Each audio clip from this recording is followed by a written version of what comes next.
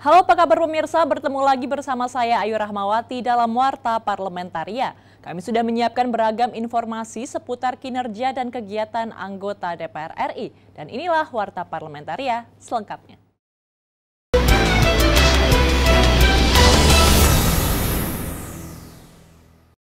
Pimpinan DPR RI bersama pimpinan Badan Legislasi beserta anggota DPR RI menemui massa buruh yang menggelar aksi demonstrasi terkait rancangan Undang-Undang RUU Omnibus Law Cipta Kerja di depan gedung MPR DPR Jakarta. Wakil Ketua DPR RI Sufmi Dasko Ahmad yang ditemui usai orasi bersama Serikat Buruh di depan gedung DPR RI Senayan Jakarta baru-baru ini mengatakan aksi buruh ini merupakan dukungan kepada parlemen untuk terus memperjuangkan aspirasi yang sudah dirumuskan bersama antara tim perumus balik dan Serikat Buruh, khususnya menyangkut klaster ketenagakerjaan. Pertama, mereka menyampaikan dukungan dan support kepada DPR RI untuk memperjuangkan aspirasi mereka yang sudah kami rumuskan bersama kemarin selama 2 hari, khususnya di klaster tenaga kerja. Sufmi Dasko juga menegaskan, parlemen akan terus mengakomodir dan memperjuangkan segala hal, dalam hal ini rancangan Undang-Undang Cipta Kerja, khususnya klaster ketenagakerjaan, demi perlindungan dan kesejahteraan seluruh buruh Indonesia, serta kemajuan bangsa Indonesia. Ada kesepahaman sebanyak 4 poin yang mereka minta diaspirasikan dan mereka akan kawal, dan kami menerima mereka dan kami berjanji bahwa apa yang disampaikan dan dihasilkan dalam tim perumus itu kami akan perjuangkan dengan sekuat-kuatnya agar bisa direalisasikan dalam RUU Cipta Kerja. Zikri dan Denus, TVR Parlemen melaporkan.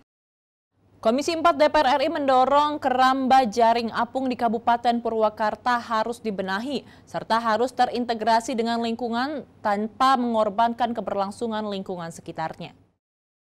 Ditemui dalam rangkaian kunjungan kerja masa reses, Wakil Ketua Komisi 4 DPR RI Dedi Mulyadi mengatakan, banyak masyarakat yang terdampak oleh bendungan Jatiluhur yang tidak terintegrasi dengan lingkungan dan mengalami kemiskinan sehingga harus segera dibenahi. Dedi menambahkan, salah satu wilayah terdampak akibat bendungan merupakan wilayah peternakan sehingga perlu didorong dana CSR untuk sepenuhnya diarahkan bagi warga sekitar ke pengembangan budidaya peternakan.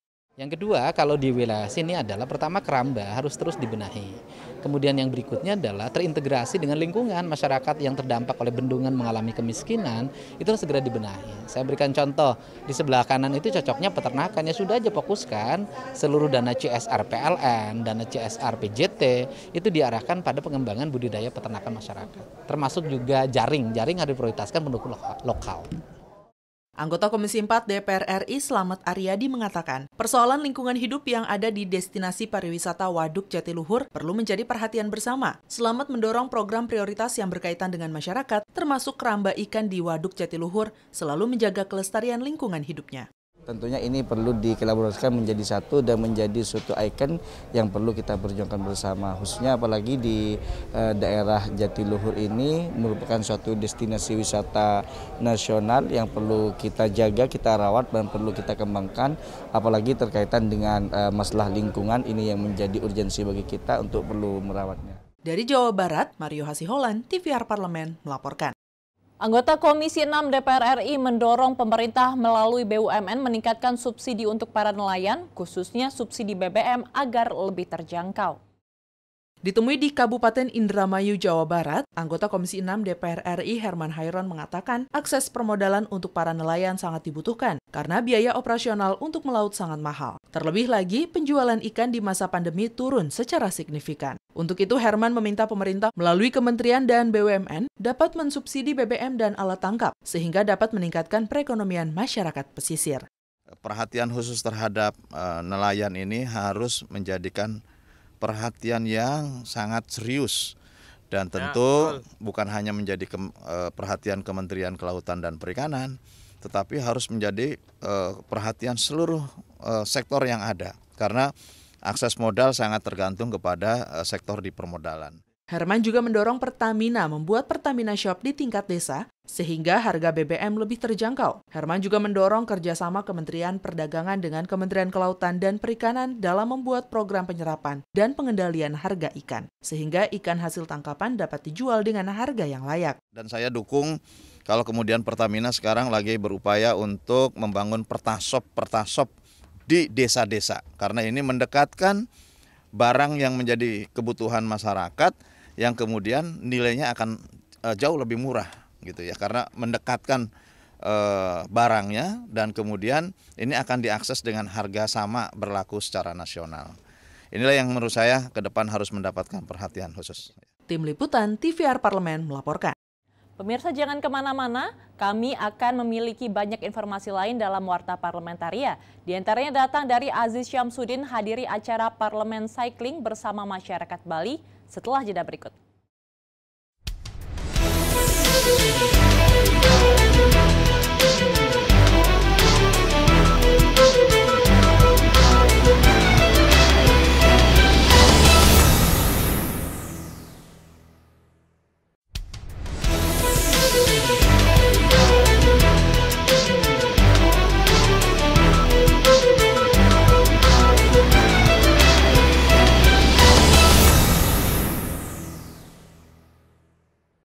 Wakil Ketua DPR RI Aziz Syamsuddin memberikan semangat kepada masyarakat untuk terus berolahraga agar dapat meningkatkan imunitas tubuh dan dapat bangkit kembali dalam melakukan kegiatan perekonomian.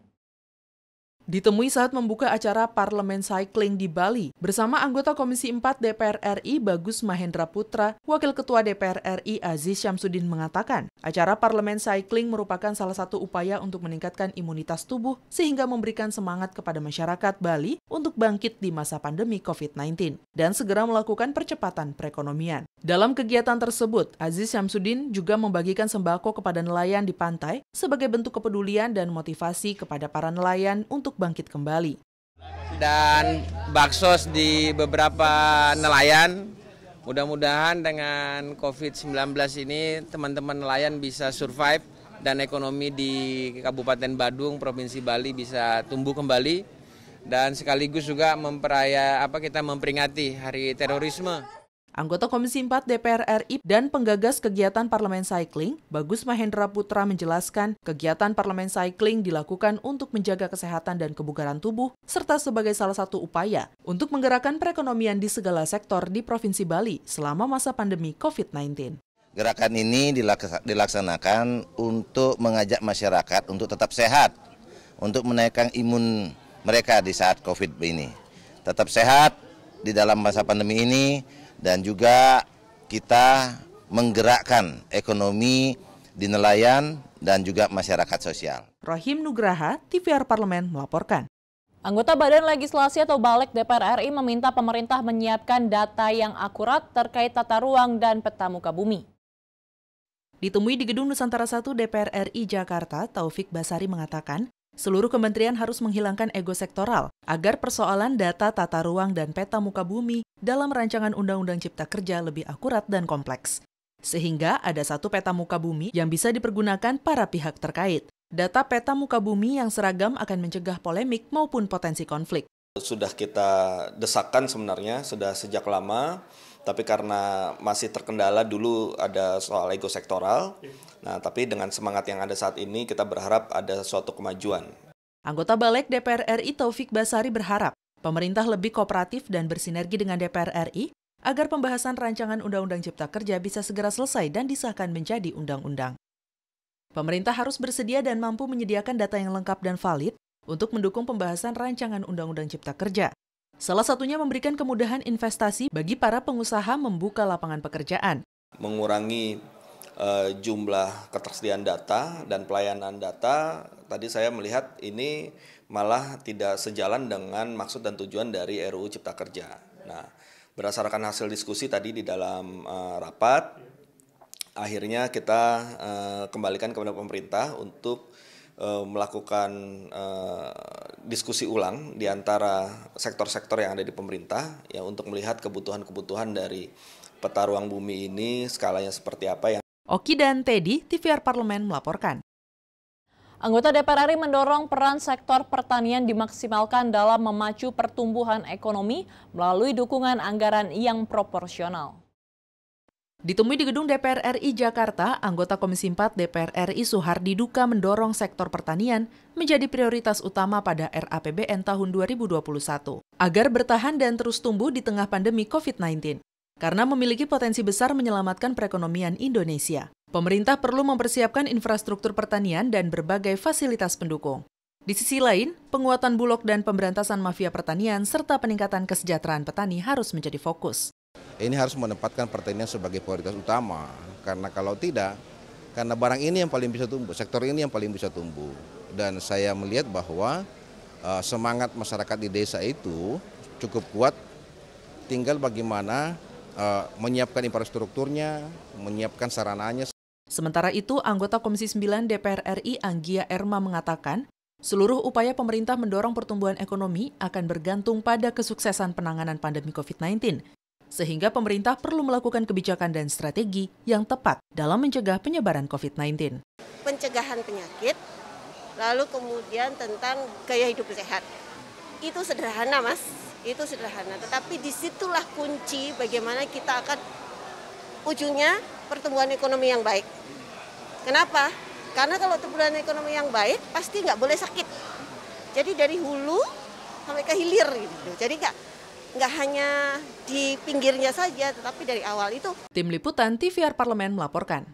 Anggota Komisi 4 DPR RI optimis perekonomian nasional maupun perekonomian daerah seperti Bali bisa bangkit kembali di tengah pandemi COVID-19.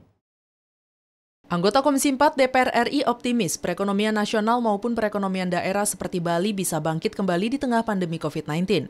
Usai menghadiri kegiatan parlemen cycling dan pemberian bantuan penguatan ekonomi kepada kelompok nelayan dan budidaya lobster di Bali, yang dihadiri oleh Wakil Ketua DPR RI Aziz Syamsuddin, Bagus Adi menjelaskan pihaknya bersama kelompok nelayan Bali terus melakukan upaya pembangkitan perekonomian melalui budidaya lobster.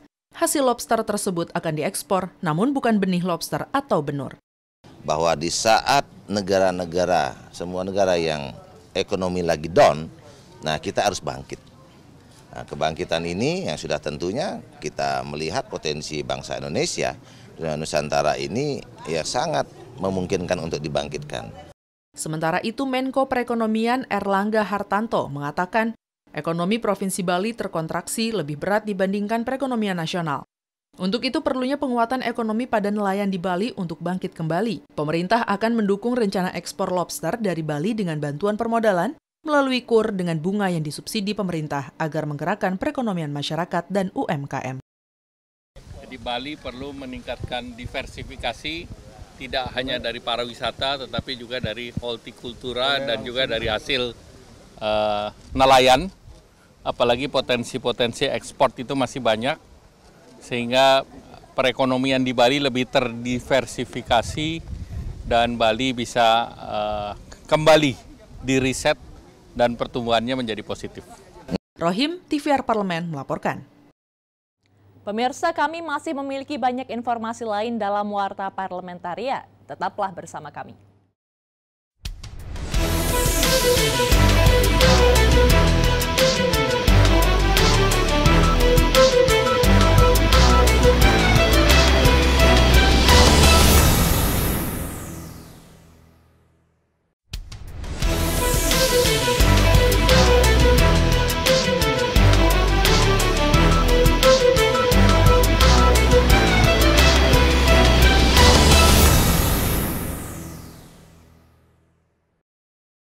Dalam rangka program pemulihan ekonomi nasional dan mewujudkan pertumbuhan ekonomi sebesar 4 hingga 5%, pemerintah perlu memprioritaskan anggaran untuk sektor usaha mikro, kecil, dan menengah. DPR RI menilai saat ini sektor UMKM masih membutuhkan perhatian yang lebih dari pemerintah. Ditemui di gedung DPR RI Senayan, Jakarta, Wakil Ketua Badan Akuntabilitas Keuangan Negara Ahmad Syaiqo mengatakan, anggaran negara harus dikonsentrasikan untuk pengembangan UMKM, bukan hanya sekedar bantuan sosial langsung, stimulus anggaran untuk UMKM perlu ditingkatkan. Syaiqo menilai, saat ini program pemulihan ekonomi nasional belum sepenuhnya dirasakan oleh para pelaku UMKM. Untuk itu, Seiko berpendapat pemerintah perlu melakukan terobosan anggaran dan kebijakan yang langsung menyentuh ekonomi rakyat. Tentu saja perlu ada stimulus-stimulus oleh pemerintah kepada sektor ekonomi, sehingga bukan hanya sisi usahanya yang diberikan stimulus, tapi juga bagaimana pemberdayaan UMKM dan sebagainya juga perlu ada stimulus-stimulus yang konkret menyentuh langsung ke akar permasalahan ekonomi. Anggota Badan Anggaran Siti Mukaromah menjelaskan soal besaran dana bantuan 48 triliun di tahun 2021 yang difokuskan pada penguatan UMKM. Menurut Siti, dana tersebut harus tepat sasaran, sehingga mampu menjadi pengungkit pergerakan ekonomi di tahun 2021 mendatang. Dana itu buat kami sih sebenarnya besar. Tinggal bagaimana sekali lagi adalah 48 itu terkelola secara baik, terdistribusi secara baik, dan tepat sasaran. Mustaqim dan Bahri, TVR Parlemen melaporkan. Terkait bantuan Rp600.000 yang akan diberikan pemerintah kepada karyawan swasta dengan gaji di bawah Rp5 juta, anggota DPR RI meminta agar pemerintah juga mengikut sertakan pekerja informal yang gajinya masih di bawah UMR. Anggota Komisi 9 DPR RI Saleh Partaunan Daulay mengatakan, bantuan yang diberikan pemerintah seharusnya menyasar ke seluruh kalangan. Menurutnya, pemerintah perlu mengikut sertakan masyarakat yang bekerja di sektor informal yang belum memiliki kepastian pendapatan bulanan. Untuk pemberian bantuan tersebut, menurut Saleh, pemerintah juga harus memahami bahwa para pekerja informal tidak memiliki BPJS Ketenagakerjaan yang dijadikan syarat utama pemberian bantuan tersebut. Mereka yang terdaftar di BPJS Ketenagakerjaan ini rata-rata yang kerja di sektor formal. Sementara sektor informal itu juga banyak gitu kan, ada tukang parkir, ada pekerja petani, nelayan yang itu tidak mungkin terdaftar ya, atau mungkin belum terdaftar di dalam BPJS Ketenagakerjaan. Jadi karena itu menurut saya supaya ini lebih menyeluruh, menyentuh seluruh masyarakat kita, mohon misalnya yang pekerja yang informal juga dimasukkan di situ. Terkait keputusan pemerintah menjadikan BPJS Ketenagakerjaan sebagai salah satu syarat untuk mendapat bantuan, Saleh Partaunan berpendapat keputusan tersebut perlu ditinjau kembali. Oleh karenanya, Saleh meminta agar BPJS dapat melakukan penyesuaian data untuk mempermudah pemberian bantuan. Karena sekarang ini banyak juga kepesertaan di BPJS Ketenagakerjaan yang tidak aktif. Nah, yang tidak aktif ini jangan sampai masuk dalam 13,8 juta itu. Jadi ini penting sekali untuk didata, dan ini adalah tugas dari BPJS Ketenagakerjaan yang diamanahkan oleh negara, melakukan pendataan yang benar, yang berkeadilan, dan terdistribusi secara nasional. Nadia dan Rian, TVR Parlemen melaporkan. Demikianlah pemirsa beragam informasi seputar aktivitas DPR RI yang sudah kami susun dalam Warta Parlamentaria. Saya Ayu Rahmawati beserta kerabat kerja yang bertugas undur diri. Terima kasih atas perhatian Anda. Sampai jumpa.